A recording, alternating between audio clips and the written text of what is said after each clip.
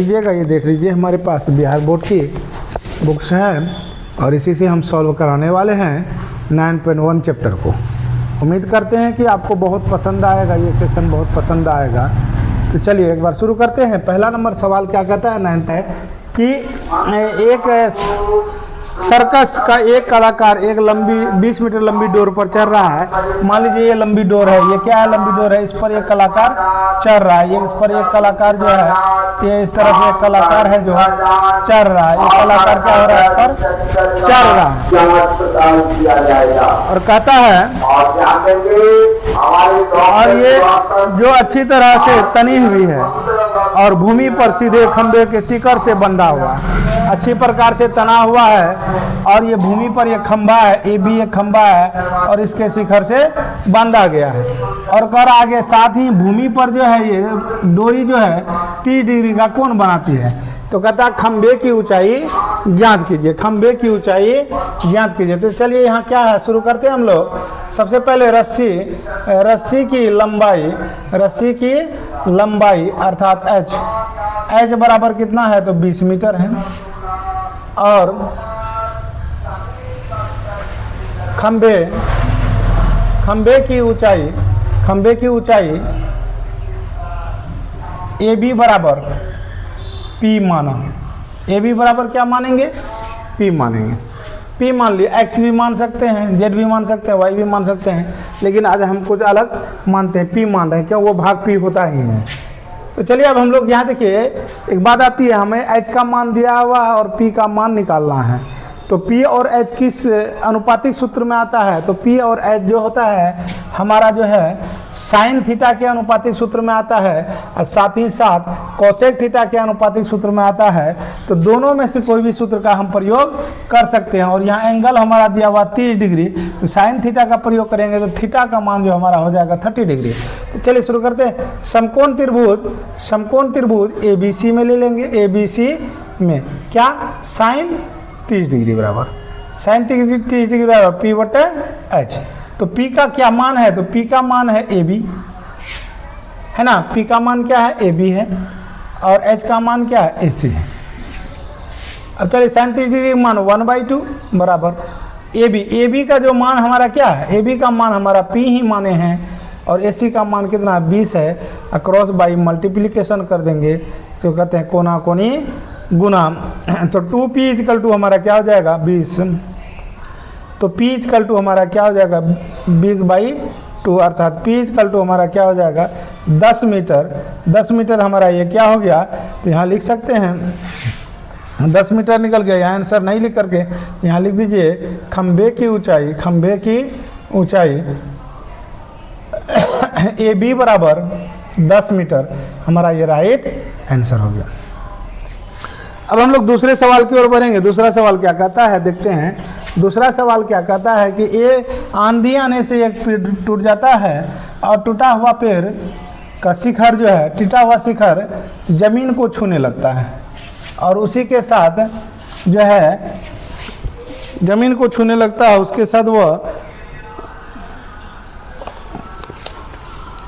30 degree का कोण बनाता है।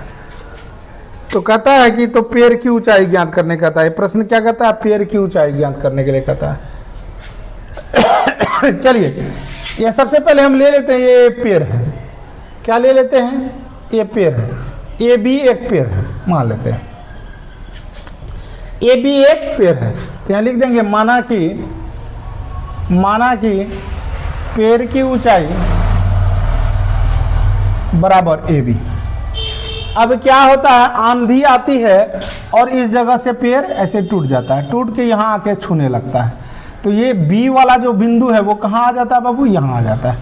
और ऐसे ही आने के बाद इस तरह से ये जमीन के शिखर से 30 डिग्री का कोण बनाने लगती है। कितना डिग्री कोण बनाने लगती है, 30 डिग्री का। तो यहाँ हम एक नाम दे देंगे। तो ये A है, ये B है। तो ये B भाग क्या होता है, आंधी आया जो ये पेड़ टूट करके मुड़ के यहाँ आ गया, तो यही B बिंदु यहाँ आ जाता है। तो इसको हम नाम दे दीजिए C। क्या नाम दे दिए, C दे दिए नाम। ये बिंदु हो गया C। और कह रहा है कि आगे देखिए क्या कह रहा है, छूने लगता है और 30 डिग्री कोण बनाता है। आगे कहता है कि पेड़ के पाद बिंदु क्या होता है, जैसे ये पेड़ है, जहाँ से पेड़ खड़ा है ये पाद बिंदु कहलाएगा। ये बात क्या कर पाद बिंदु। कता और जमीन पौधे का जो शिखर जहाँ छूता है, इसके जो बीच की दूरी है वो 8 मीटर है। कितना दूरी है? 8 मीटर दूरी, 8 मीटर दूरी है। तो पेड़ की ऊंचाई ज्ञात करना है। तो पेड़ की ऊंचाई ज्ञात करने के लिए हमें 2 चीज़ ज्ञात करना होगा, एक AC और एक BC। जहाँ छू रहा है, एक AC और एक BC। तो चलिए हम यहाँ मान लेते हैं ये भाग क्या हमारा P है और ये हमारा B है और ये भाग हमारा क्या है? H है। तो P और B किस फार्मूला में आता है? तो 10 के फार्मूला में आता है, 10 का इस्तेमाल कर लेंगे। फिर उसके बाद हम क्या, P और H किस फार्मूला में आ जाएगा? तो हमारा साइन में आएगा, साइन का फार्मूला का प्रयोग कर सकते हैं। या B और H किस फार्मूला में आएगा? कॉस में आएगा, तो कॉस का प्रयोग कर सकते हैं। चलिए शुरू करते हैं।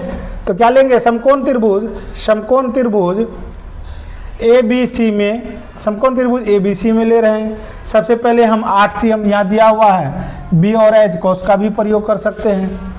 या हम पहले P निकालते थे, P का प्रयोग करते हैं। तो चलिए 10 है, P भी किस में आता है? 10 में। 10P, 10 30 डिग्री बराबर, 10 30 डिग्री बराबर P/B। चलो P का मान क्या है बाबू? AC है। अब B का मान क्या है? तो AB है। 10 30 बराबर क्या होता है? तो 1/√3 होता है। AC का मान कितना है? तो AC का मान मालूम नहीं और AB का मान कितना है? तो 8 है। क्रॉस बाई मल्टीप्लिकेशन कर देंगे तो क्या हो जाएगा? √3 AC = 8। तो AC = क्या हो गया? 8/√3। AC का मान हो गया 8/√3। अब फिर ले लेंगे अगेन, क्या ले लेंगे? फिर अगेन त्रिभुज ABC में, फिर इसी में लेंगे, क्या ले लेंगे? अब तो हमारा B से P निकल गया। अब हम क्या कर सकते हैं? ये P और H को लेकर भी निकाल सकते हैं। तो जो BH को लेकर निकाल लेते हैं, BH को लेकर निकालते हैं। तो BH किस में आता है? तो कॉस में आता है। कॉस 30 डिग्री बराबर क्या? B/H। तो सबसे पहले B का जो यहाँ मान है, क्या है मान? B का मान तो AB है और H का मान क्या है? तो BC है। तो ठीक है, cos 30 डिग्री का मान कितना होता है? तो आप सब जानते हैं कि √3/2 होता है बराबर। B का मान क्या है? तो AB का मान है 8 है और इसका मान क्या है? तो BC ही है। क्रॉस बाई मल्टीप्लिकेशन कर देते हैं तो √3BC बराबर हमारा क्या हो जाता है? 8 दूनी 16 हो जाता है। तो BC बराबर क्या हो जाएगा? गुना में इधर आके क्या हो जाएगा? भाग हो जाएगा, BC/√3। अब हमें क्या निकालना है? पेड़ की ऊंचाई। तो चलिए पेड़ की ऊंचाई, पेड़ की ऊंचाई क्या दिया हुआ है? पेड़ की ऊंचाई दिया हुआ है, पेड़ की ऊंचाई बराबर AB। अब ये देखिए AB जो बना हुआ है किससे मिलकर बना है? तो AB में 2 बातें हैं। AB जो मिला है AC जोड़ BC, AC और BC मिलकर क्या बना है? Direct AB। यानी ये दोनों को अगर यहाँ जोड़े हैं तब AB बना, तो इसलिए ये डायरेक्ट AB बन गया है। तो इसलिए AB बराबर हम क्या लिखेंगे? AB बराबर लिखेंगे AC जोड़ BC, AC जोड़ BC। तो AC हमारा निकाला हुआ है कितना? 8/√3, 8/√3 प्लस फिर BC कितना निकाला गया है? तो BC हमारा निकाला गया 16/√3। अब यहाँ भिन्न का जोड़ हो गया तो √3 का एलसीएम ले लेंगे तो √3 हो जाएगा। तो यहाँ हमारा क्या हो जाएगा? अब यहाँ हो जाएगा √3 × √3 8 × 8, फिर √3 × √3 तो 16 × 16। इस तरह से हमारा क्या हो गया? 16 8 24 √3। अब ये 24√3 निकल गया, ये आंसर अभी नहीं निकला। यहाँ करना क्या है? हर का प्रमेयकरण करने पर, हर का प्रमेयकरण करने पर, हर का प्रमेयकरण करेंगे। हर का जब प्रमेयकरण करते हैं 24√3 इंटू क्या हो जाएगा? √3/√3। प्रमेयकरण का यही नियम है। तो क्या हो गया? 24√3/√3 इंटू √3 कितना हो गया? √9। √9 का वर्गमूल कितना होता है? 3। 3 से उसको कटा दिया, 3 8 24। तो इस तरह से क्या हो गया? 8√3 मीटर हमारे पेड़ की ऊंचाई ज्ञात हो गया। यही हमारा राइट आंसर हो गया है। उम्मीद करते हैं। क्या कहता है कि एक ठेकेदार बच्चों को खेलने के लिए एक पार्क में 2 फिसलन पट्टी लगाना चाहता है। एक ठेकेदार क्या है? एक पार्क में 2 फिसलन पट्टी लगाना चाहता है। 5 साल के से कम उम्र के बच्चों के लिए एक ऐसी फिसलन पट्टी लगाना चाहती है जिसका शिखर 1.5 मीटर ऊंचाई पर हो। 5 साल के बच्चों के लिए एक लगाना चाह रहा है, ये 1.5 मीटर ऊंचा है ना, ऊंचाई शिखर लगाना चाह रहा है, ऊंचाई पर हो और भूमि के साथ वो 30 डिग्री पर झुका हो। ये मान लीजिए भूमि है, ये भूमि है, भूमि के साथ ये क्या कर रहा है? 30 डिग्री पर झुका हो, ये 30 डिग्री पर झुका हो, ऐसा फिसलन पट्टी लगाना चाहती है। जबकि इससे अधिक उम्र के बच्चों के लिए 3 मीटर ऊंचाई और अधिक ढाल वाली फिसलन पट्टी लगाना चाहते हैं जो भूमि के साथ 60 डिग्री कोण बनाती है। 5 वर्ष से ज़्यादा उम्र के बच्चों के लिए कितने मीटर का 3 मीटर ऊंचाई वाला फिसलन पट्टी लगाना चाहता है, और ये भूमि है, ये भूमि के साथ क्या करता है 60 डिग्री का एंगल बनाता है, 60 डिग्री का कोण बनाता है, 60 डिग्री का कोण बनाता है, भूमि के साथ 60 डिग्री का कोण बनाता है। तो प्रत्येक स्थिति में फिसलन पट्टी की लंबाई क्या होनी चाहिए, तो फिसलन पट्टी की लंबाई है ज्ञात करना, ये वाट प्रत्येक स्थिति में। चलिए इसको मान लेते हैं A B C, A B C त्रिभुज मान लेते हैं, तो ए सी ज्ञात करना है। दूसरा में मान लेते हैं डी ई एफ, दूसरा में क्या दिखाना, डी एफ ज्ञात करना है ना। 2 स्थिति है इस प्रश्न में, एक 5 वर्ष के बच्चों के लिए, एक 5 वर्ष से अधिक उम्र के बच्चों के लिए। तो दोनों स्थिति में फिसलन पट्टी की लंबाई ज्ञात करने का था, है ना। तो चलिए 3 नंबर सवाल क्या कहता है, 5 वर्ष से कम बच्चों के लिए, 5 वर्ष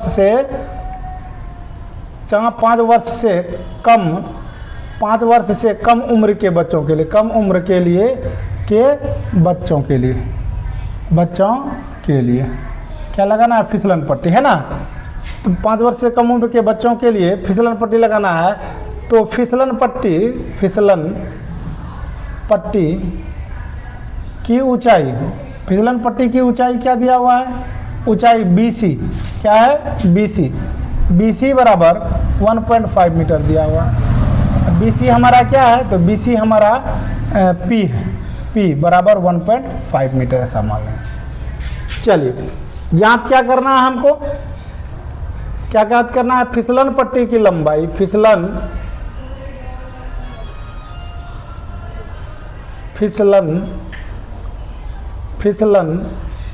पट्टी की लंबाई, क्या ज्ञात करना, लंबाई AC बराबर, AC क्या है, तो H बराबर क्या है, वाट, यही ज्ञात करना है। चलिए हम लोग त्रिभुज ABC में ले लेंगे। त्रिभुज ABC में क्या है, हमें H ज्ञात करना है। ये समकोण त्रिभुज में ये क्या है, H है, और ये हमारा क्या है, P है। तो P और H किसका फार्मूला होता है, तो आप सब जानते हैं P बटा H किसका फार्मूला होता है, साइन थीटा का फार्मूला होता है। तो साइन 30 डिग्री बराबर क्या हो जाएगा, तो P बटा H हो जाएगा। तो P किसका मान है बाबू, तो BC का मान है, H किसका मान है, तो AC का मान है, ठीक है। साइन 30 डिग्री का क्या होता है, मान 1/2 होता है, और BC का मान कितना है, तो BC का मान 1.5 होता है, और AC का मान AC ही है। क्रॉस बाई मल्टीप्लिकेशन कर देंगे तो AC इक्वल टू 1.5 इंटू 2 बराबर क्या हो गया, 3 मीटर, यही हमारा राइट आंसर हो गया। तो इसका मतलब 5 साल से कम उम्र के बच्चों के लिए जो फिसलन पट्टी की जो लंबाई होगा, ये जो लंबाई निकलेगी, ये 3 मीटर की लंबाई का लगाना पड़ेगा। चलिए अगेन में चलते हैं, अगेन में क्या कह रहा है, 5 वर्ष से अधिक उम्र के बच्चों, 5 वर्ष से अधिक उम्र के बच्चों के लिए फिसलन पट्टी लगाना। बच्चों के लिए क्या फिसलन पट्टी, बच्चों के लिए फिसलन पट्टी की ऊंचाई, बच्चों के लिए फिसलन पट्टी की ऊंचाई, फिसलन पट्टी की ऊंचाई क्या होगा बाबू, तो ऊंचाई यहाँ देखिए क्या दिया हुआ, ऊंचाई यहाँ EF बराबर क्या है, EF बराबर EF है क्या, तो ये P है, तो P बराबर क्या है, तो दिया हुआ 3 मीटर, है ना। अब ज्ञात क्या करना है, फिसलन पट्टी की लंबाई, फिसलन पट्टी की लंबाई बराबर क्या, लंबाई कितना मानेंगे, लंबाई क्या हो जाएगा, तो लंबाई हो जाएगा DF क्या है, तो DF वाला भाग क्या हमारा H है, H बराबर वाट, यही निकालना है। ये हमारा भाग H है और ये P है और ये B है। तो चलिए हमारे यहाँ कितना थीटा का मान दिया हुआ है, 60 डिग्री, थीटा का मान कितना डिग्री दिया है, 60 डिग्री। तो P और H का फॉर्मूला का इस्तेमाल करेंगे, अर्थात क्या लेंगे, साइन 60 डिग्री बराबर क्या लेंगे, तो P बटा H। तो P का मान क्या है, तो P का मान है EF और H का मान क्या है, तो DF है। चलिए उम्मीद करते हैं आपको बहुत अच्छा समझ में आ रहा होगा। यहाँ साइन 60 डिग्री का वैल्यू कितना होता है, तो आप सब जानते हैं कि √3/2 होता है। और EF का मान कितना है, तो EF का मान हमारा 3 मीटर और DF का मान कितना है, तो मालूम नहीं। क्रॉस बाई मल्टीप्लिकेशन कर देंगे तो DF √3 इक्वल टू क्या हो गया, 3 दूनी 6 हो गया। अब ये गुना में उधर जाएगा तो क्या होगा, भाग होगा, 6/√3 होगा। तो यहाँ क्या करना होगा, हर का परिमेयकरण करने पर, हर का परिमेयकरण करना है। जब हर का परिमेयकरण करेंगे 6/√3 इंटू क्या हो जाएगा, √3/√3 हो जाएगा। तो 6√3 बाई क्या हो गया, √3 का वर्गमूल 3, √9 होता है, √9 का वर्गमूल 3 होता है। तो 3 हो गया, 3 एकम 3, 3 दूनी 6। तो इस तरह से हमारा क्या हो गया, 2√3 मीटर। तो हम क्या लिखेंगे, फिसलन पट्टी की लंबाई, फिसलन पट्टी की लंबाई क्या, तो DF बराबर 2√3 मीटर। यही हमारा राइट आंसर हो गया। उम्मीद करते हैं कि आपको बेहतर तरीक़ा से समझ में आया होगा और समझ भी लिए होंगे। चलिए अगला प्रश्न को हम लोग देखते हैं। अगला प्रश्न क्या कहता है, चौथा नंबर प्रश्न क्या कहता है, कहता भूमि के एक बिंदु से मीनार के पाद से 30 मीटर की दूरी पर है। भूमि का एक बिंदु जो मीनार के पाद से 30 मीटर की दूरी पर है। चलिए देखिए, ध्यान से देखते हैं। प्रश्न है, प्रश्न को समझने का प्रयास कीजिए। प्रश्न हमारा क्या कहता है, प्रश्न कहता है कि भूमि का एक बिंदु, मान लीजिए भूमि का ये एक बिंदु है और कह रहा है कि बिंदु से जो मीनार के पाद से, मान लीजिए यहाँ एक मीनार है, ये मीनार है, इसके पाद से इसकी जो दूरी है कह रहा है 30 मीटर है। कितनी मीटर है, 30 मीटर की दूरी पर है। मीनार के शिखर का उन्नयन कोण 30 डिग्री है। ये जो मीनार का शिखर है यहाँ जो छूता है इसका कितना बन रहा है, ये इसका उन्नयन कोण कितना बन रहा है, तो 30 डिग्री बन रहा है। कितना डिग्री बन रहा है, 30 डिग्री। ये उन्नयन कोण इसका क्या कर रहा है कि 30 डिग्री बन रहा है। कितना डिग्री बन रहा है, 30 डिग्री बन रहा है। मीनार का उन्नयन कोण कितना बन रहा है, तो 30 डिग्री बन रहा है। ये 30 डिग्री बन रहा है, ठीक है। तो कहता है मीनार की ऊंचाई ज्ञात कीजिए। तो यही तो ज्ञात करना है, P बराबर व्हाट, यही हुआ ना मीनार की ऊंचाई। तो मीनार का मान लीजिए मीनार क्या हो गया, तो AB हो गया और ये भाग क्या हो गया, BC हो गया। तो हमें यही तो ज्ञात करना है। क्या ज्ञात करना है, तो AB ज्ञात करना है। क्या ज्ञात करना है, AB ज्ञात करना है, मीनार की ऊंचाई ज्ञात करना है।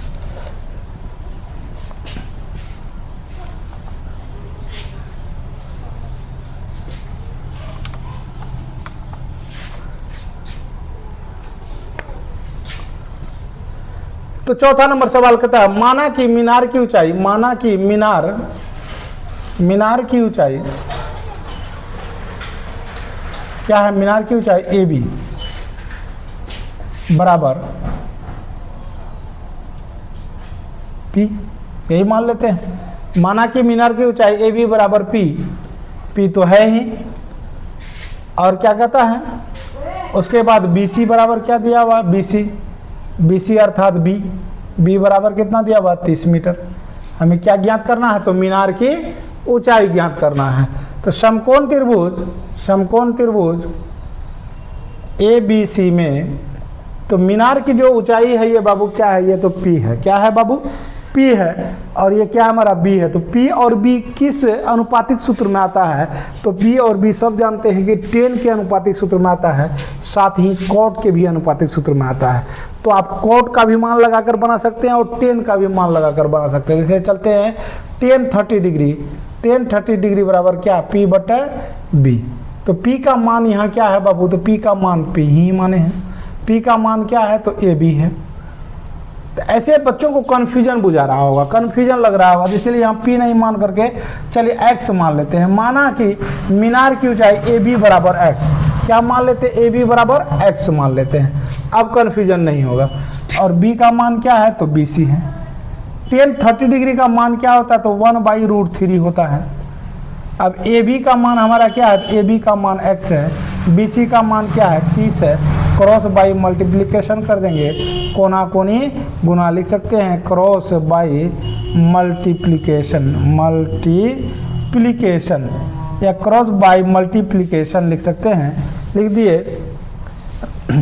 अब गुना करते हैं, √3 गुना x क्या हो जाएगा, √3x बराबर 30 से कम क्या हो जाएगा, 30। अब √3 गुना में है तो उस पर जाके क्या होगा, तो भाग होगा, आ गया √3 भाग में आ गया। यहाँ क्या करेंगे, तो हर का परिमेयकरण करने पर क्या करेंगे, हर का परिमेयकरण करने पर। आप देख रहे होंगे कि हर का परिमेयकरण जो है हर जगह हर जगह लगभग हर सवाल में आ रहा है, तो इसीलिए हर का प्रमेयकरण सीखना बहुत इंपॉर्टेंट है। तो यहाँ प्रमेयकरण करेंगे तो हमारा क्या हो जाएगा, x बराबर, प्रमेयकरण का क्या नियम है, हर में जो संख्या होती है उसको जो है गुना करते हैं, कैसे, ऊपर नीचे, ऊपर नीचे। यहाँ ऊपर से भी गुना कर दिए और नीचे से भी गुना कर दिए।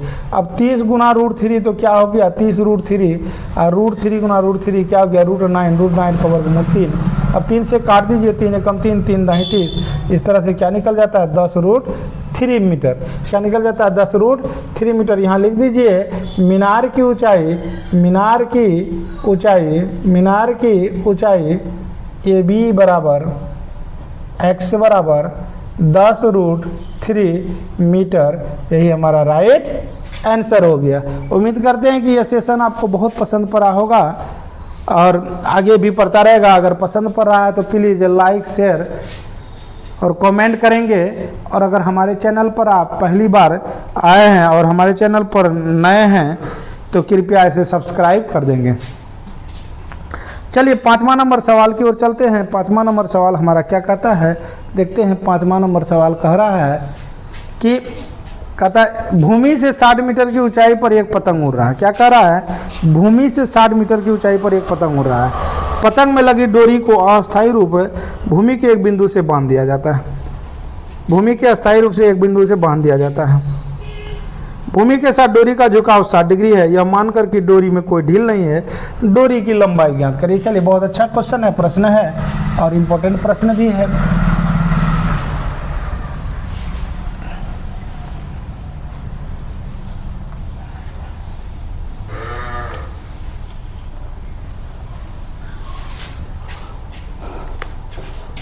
क्या कह रहा है कि एक पतंग जो है 60 मीटर की ऊंचाई पर उड़ रहा है। ये पतंग है, क्या बना लेते हैं, एक पतंग है। ये जो पतंग है, ये पतंग जो है इस 60 मीटर, यहाँ से यहाँ तक मान लेते हैं ये 60 मीटर की ऊंचाई पर उड़ रहा है। 60 मीटर पतंग तो ऊंचाई पर उड़ता है, लेकिन क्या ये वास्तविक ये डोरी है क्या, नहीं है। ये सिर्फ ऊंचाई को दर्शाया गया। पतंग की जो डोरी होगी वो क्या होगा, इस तरह से तिरछा होगा। हम लोग तो बचपन में खूब पतंग उड़ाए होंगे, बचपन में खूब पतंग उड़ाए होंगे। तो ये यहाँ पतंग उड़ रहा है, ठीक है, पतंग उड़ रहा है और जो है कि यहाँ 60 मीटर ऊंचाई पर है। भूमि के एक बिंदु से 60 मीटर ऊंचाई पर दिख रहा है, लेकिन पतंग का जो धागा होगा कहाँ होगा, लगभग यहाँ गड़ा हुआ होगा। और वही प्रश्न कह रहा है कि तो इस पतंग के धागे की लंबाई ज्ञात कीजिए, यही प्रश्न कर रहा है। तो मान लेते हैं कि मान लीजिए ABC, मान लीजिए पतंग की ऊंचाई BC बराबर 60 मीटर है और पतंग के धागों की लंबाई AC बराबर x मीटर मान सकते हैं, है ना। हमें क्या निकालना है, पतंग के डोरी की लंबाई। क्या निकालना है, पतंग के डोरी की लंबाई। चलिए 5 नंबर सवाल कहता है, तो लिखेंगे माना कि डोरी की लंबाई, डोरी की लंबाई, लंबाई क्या है, तो AC बराबर x मीटर मान लेते हैं, है ना। अब क्या रहा है, पतंग की ऊंचाई, पतंग की ऊंचाई, पतंग की ऊंचाई कितना है, तो पतंग की ऊंचाई BC बराबर क्या है, तो 60 मीटर, है ना। तो ये देख रहे हैं, ये भाग हमारा क्या है, P है, यहाँ समकोण त्रिभुज बनता है, और ये भाग हमारा क्या है, H है। तो P और H कितना डिग्री का मान किस में निकलता है, तो साइन में निकलता है। कहता है पतंग की डोरी जो है भूमि के साथ कितना डिग्री कोण बनाती है, तो कह रहा है 60 डिग्री का कोण बनाती है। कितना डिग्री का कोण बनाती है, तो 60 डिग्री का कोण बनाती है, यानी 60 डिग्री से झुकाव है। तो कह रहा है यही पतंग की डोरी की लंबाई ज्ञात करना है। चलिए ये हमारा P हो गया, ये H हो गया। P और H जो मान होता है किस अनुपातिक सूत्र का होता है, तो साइन थीटा के अनुपातिक सूत्र का होता है। तो चलिए समकोण त्रिभुज ABC में क्या साइन 60 डिग्री बराबर क्या P बटा H। तो P मान किसका है, तो P मान जो है हमारा BC का है, और H मान किसका है, तो H मान हमारा AC का है। साइन 60 डिग्री का मान क्या होता है, तो √3/2 होता है, और BC का मान कितना है, तो BC का मान है 60 मीटर, और AC का मान क्या है, तो AC का मान x माना गया है। क्रॉस बाई मल्टीप्लिकेशन कर देंगे तो क्या हो जाएगा, √3 गुना एक्स √3x और 2 गुना 60 60 दूनी 120 हो गया। अब ये गुना में है √3 तो उस पर जाके क्या होगा, तो भाग हो जाएगा। तो इस तरह से यहाँ हम क्या करेंगे, हर का परिमेयकरण करने पर हर का परिमेयकरण करेंगे। चलिए हर का परिमेयकरण करते हैं। x बराबर 120 बाई √3 इंटू √3 बटे √3 कर देंगे, क्या कर देंगे, √3 बटे √3। परिमेयकरण का यही नियम है कि जो है नीचे जो भी होता है, जो भी हर वाली जो भी संख्या आता है, ऊपर अंश नीचे हर, तो क्या किया जाता है, उसी संख्या से जो है ऊपर गुना नीचे गुना किया जाता है। तो ऊपर गुना नीचे गुना किए तो ऊपर गुना किए 120 गुना √3 तो √3 हो गया, और नीचे गुना किए √3 गुना √3 तो √9 का वर्गमूल हमारा क्या हो गया, 3 हो गया। इस तरह से इसको काट देंगे तो 40 या 120 हो जाता है। तो इस तरह से हमारा क्या निकल जाता है, 40 √3 मीटर। तो यहाँ हम लिख देंगे डोरी की लंबाई क्या, तो AC बराबर x माने थे बराबर कितना, तो 40 √3 मीटर निकल गया। यही हमारा राइट आंसर है। उम्मीद करते हैं कि ये सेशन आपको बहुत पसंद पड़ा होगा। प्लीज़ एक बार कहेंगे फिर से, अगर पसंद पड़ा होगा तो लाइक शेयर और सब्सक्राइब कर देंगे। आज के लिए इतना ही। Thank you very much.